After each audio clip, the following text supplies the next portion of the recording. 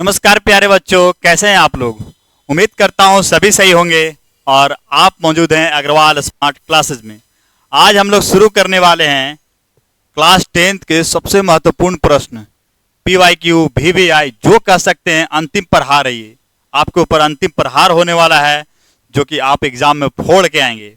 ठीक है, तो चलिए शुरू करते हैं। अगर आपने अभी तक लाइक और सब्सक्राइब नहीं किया है तो चैनल को लाइक सब्सक्राइब कर दो यार। तुम्हारे लिए इतना कुछ किया जा रहा है, तुम्हें तो बस सब्सक्राइब करने को कहा जा रहा है, तो सब्सक्राइब कर दीजिए। चलिए आगे आगे चलते हैं।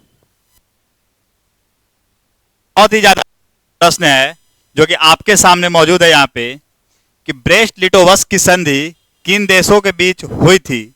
ध्यान दीजिएगा, ब्रेस्ट लिटोवस्क की संधि किन देशों के साथ हुई थी। तो आप जब पढ़े होंगे क्लास 10th का हिस्ट्री, उसमें ये प्रश्न था और बहुत ज्यादा VVI हमेशा पूछा जाता है ये वाला प्रश्न। तो ब्रेस्ट लिटोवस्क की संधि किन देशों के साथ हुई थी, तो आपको बताना है किन देशों के साथ हुई थी।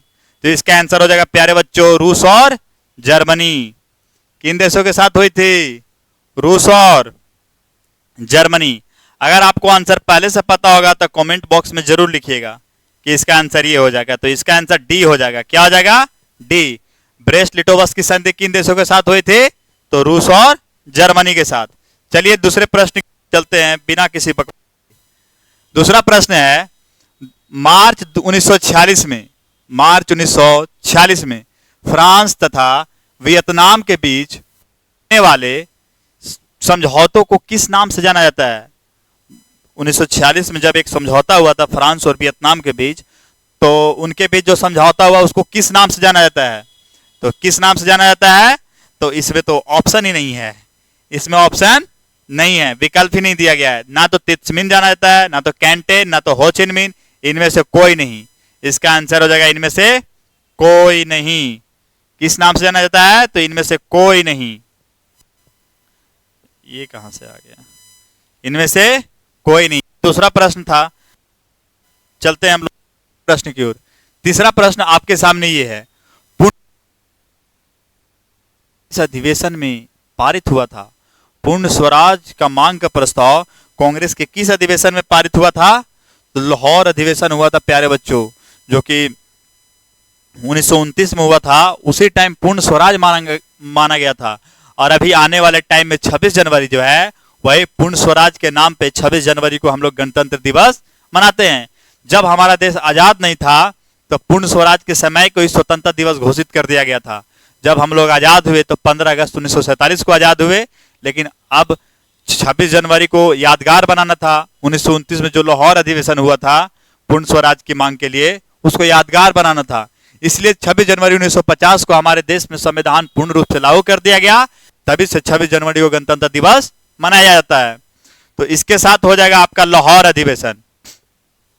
इसका आंसर हो जाएगा बच्चों 1929 का लाहौर अधिवेशन। क्या हो जाएगा? 1929 का लाहौर अधिवेशन।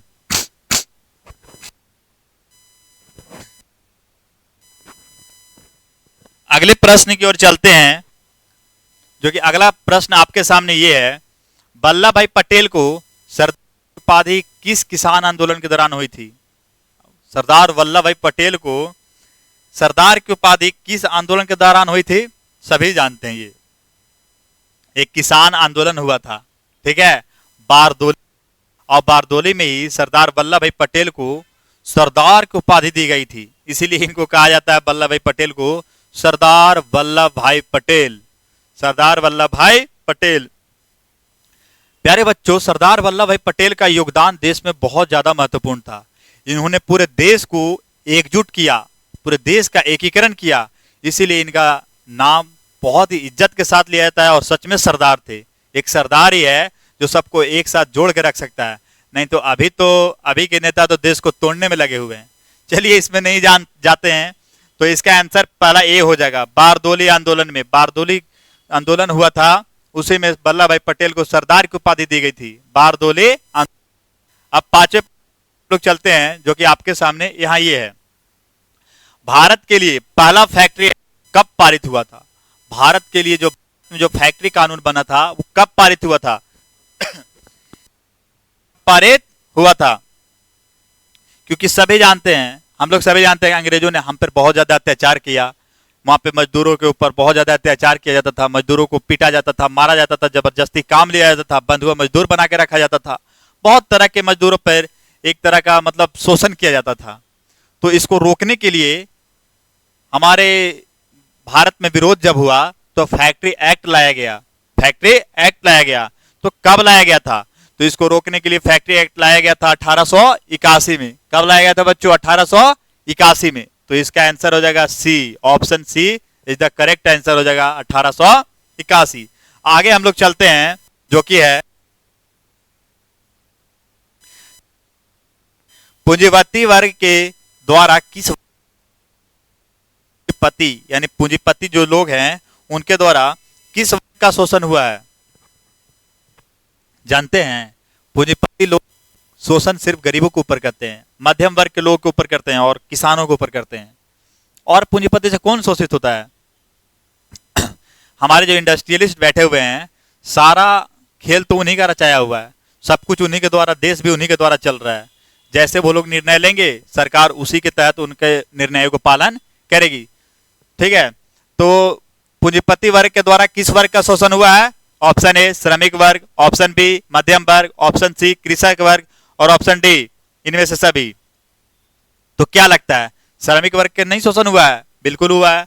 मध्यम वर्ग का शोषण नहीं हुआ है, मिडिल क्लास तो और ज्यादा हुआ है। तीसरा है कृषक वर्ग, कृषक वर्ग का शोषण नहीं हुआ है? हुआ है। तो इनमें से आंसर क्या हो जाएगा हमारा? डी, सभी। और अब पानी पी लेते हैं बच्चों।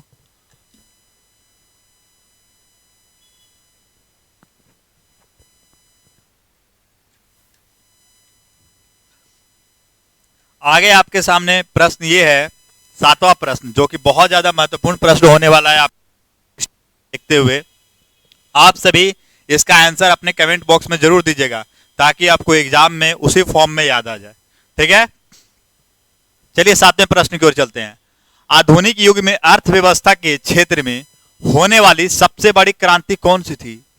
देखिए बच्चों क्या बोल रहा है, आधुनिक युग में अर्थव्यवस्था के क्षेत्र में होने वाली सबसे बड़ी क्रांति क्या थी? पहला ऑप्शन वाणिज्यिक क्रांति, कॉमर्शियल क्रांति थी, नहीं थी। औद्योगिक क्रांति, इसका आंसर यही मिल गया बच्चों, औद्योगिक क्रांति। औद्योगिक क्रांति, औद्योगिक क्रांति हुआ तभी तो बड़े बड़े मशीन आने लगे, बड़े बड़े फैक्ट्रियां लगने लगी और उससे उत्पादन बहुत ज्यादा बढ़ गया। ठीक है, तो आधुनिक युग में अर्थव्यवस्था के क्षेत्र में सबसे बड़ी क्रांति क्या थे? तो इसका आंसर हो जाएगा औद्योगिक क्रांति। क्या हो जाएगा? औद्योगिक क्रांति। प्रश्न है और आपके सामने आठवां प्रश्न ये रहा कि भूमंडलीकरण की शुरुआत किस दशक में हुई थी? भूमंडलीकरण की शुरुआत किस दशक में हुई थी? सभी को पता होगा कि भूमंडलीकरण की शुरुआत कब हुई थी। तो चलिए कमेंट बॉक्स में लिखिए जल्दी से कि भूमंडलीकरण की शुरुआत किस दशक में हुई थी। आंसर लिखिए सभी प्यारे बच्चों, वेट कर रहे हैं आंसर का। आंसर लिखिए, भूमंडलीकरण की शुरुआत किस दशक में हुई थी? हो गया होगा, उम्मीद करता हूं हो गया होगा। तो भूमंडलीकरण की शुरुआत किस दशक में हुई थी? 1990 में हुई थी। किस दशक में? 1990 में हुई थी। भूमंडलीकरण की शुरुआत किस दशक में हुई थी? तो 1990 में। यह महत्वपूर्ण प्रश्न जो कि आपके सामने आठवां था। अब हम लोग नौवां की ओर चलते हैं। देखिए, अगर आप लोग सपोर्ट दिखाइएगा तो आप लोग को बहुत कुछ इस चैनल के माध्यम से मिलने वाला है। अग्रवाल स्मार्ट क्लासेस के माध्यम से आपको बहुत कुछ सीखने को मिलेगा, बहुत अच्छे अच्छे फैकल्टी के साथ आपको जुड़ने का मौका मिलेगा। अगर आप लोग सपोर्ट नहीं दिखाइएगा तो ये कार्यक्रम यहीं रुक जाएगा, ना तो आपको VVI कराया जाएगा ना तो PYQ कराया जाएगा। फिर वही जो सब कुछ यूट्यूब में बजाय रख रहा है, उल्टा पल्टा बोल के फेमस हो रहा है, यही होगा। तो चलिए आगे बिना किसी देरी के नौवां प्रश्न को जरूर शेयर कीजिएगा। अगला है, गुटेनबर्ग ने सर्वप्रथम किस पुस्तक की छपाई की थी? यह आप लोगों को बताया गया था हिस्ट्री में। गुटेनबर्ग ने सर्वप्रथम किस पुस्तक की छपाई की थी? तो आप लोग इसका आंसर दीजिए जल्दी से कमेंट बॉक्स में। गुटेनबर्ग ने सर्वप्रथम किस पुस्तक की छपाई की थी? गुटेनबर्ग ने सर्वप्रथम किस पुस्तक की छपाई की थी बच्चों? तो आंसर अब हम देते हैं, इसका हो जाएगा बाइबिल। किसकी छपाई की थी? बाइबल की छपाई किया था गुटेनबर्ग ने। इसी सर्वप्रथम इसी पुस्तक का छपाई किया था, बाइबल का। ठीक है, चलिए आगे प्रश्न की ओर चलते हैं। जो 10वां प्रश्न आपके स्क्रीन के सामने ये, विश्व में सर्वप्रथम मुद्रण कहाँ हुई थी? विश्व में सर्वप्रथम मुद्रण की शुरुआत कहाँ हुई, मतलब किस शहर में हुई या किस देश में हुई थी? तो इसका आंसर भी सभी को पता होगा। मुद्रण की शुरुआत कहाँ हुई थी प्यारे बच्चों? जल्दी से इसका जवाब दे दो, जल्दी से कमेंट बॉक्स में इसका जवाब दो। विश्व में मुद्रण की शुरुआत कहाँ हुई थी? जल्दी बताओ, जल्दी बता दो, जल्दी बता दो, जल्दी बता दो, कहाँ हुई थी? ये 10वां प्रश्न आपके ऊपर छोड़ा जा रहा है कि विश्व में सर्वप्रथम मुद्रण की शुरुआत किस वर्ष और कहाँ शुरुआत हुई थी। अगर इसका आंसर आप लोग नहीं दे पाइएगा तो कमेंट बॉक्स में लिखिएगा, हम इसका आंसर जरूर दे देंगे। लेकिन 10वां प्रश्न आपके ऊपर छोड़ा जा रहा है, इसका आंसर आप ही लोग को देना है, ठीक है? कि विश्व में सर्वप्रथम मुद्रण की शुरुआत किस वर्ष हुई थी? छापा खाना यार, मुद्रण मतलब छापा खाना। छापा खाना सबसे पहले कहाँ आया था? वहीं आएगा जहां कागज का आविष्कार हुआ था। अब तो इतना हिंट दे दिए, अब तो आप लोग बता ही सकते हो। चलो ठीक है, हम लोग प्रश्न आपके लिए छोड़ा गया। प्रश्न है कि मेढक के प्रजनन प्रक्रिया को करने वाले रसायन कौन सा है? मतलब मेढक की उत्पत्ति को जो रोक देता है वो कौन सा रसायन रोक देता है? पहला बेंजीन, दूसरा यूरिया, तीसरा एंड्रीन और चौथा फास्फोरस। ये तो केमिस्ट्री से मिलता जुलता है, लेकिन कोई बात नहीं है। इसका आंसर आप लोग जल्दी से कमेंट बॉक्स में लिखिए, क्या हो जाएगा इसका आंसर? लिखिए, क्या हो जाएगा? एंड्रीन, बिल्कुल सही जवाब, एंड्रीन हो जाएगा। मेढक की प्रजनन प्रक्रिया को रोकने वाले रसायन क्या कहा जाता है? एंड्रीन। क्या कहा जाता है? एंड्रीन। जो कि अगला प्रश्न आपके सामने ये रहा,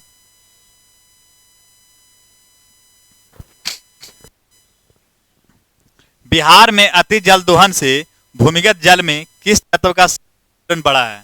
बिहार में अति जल दोहन से भूमिगत जल में किस तत्व का संकेंद्रण बढ़ा है? इसका आंसर भी आप ही लोग को देना है, जो कि 12वां प्रश्न है। प्यारे बच्चों, कुछ टेक्निकल इश्यूज की वजह से ये क्लास यहीं पर रोकना पड़ रहा है, आगे आपको पूरी तरह से क्लास करवाया जाएगा, ठीक है? तब तक के लिए मिलते हैं। जय हिंद, बने रहिए हमारे साथ। जय हिंद।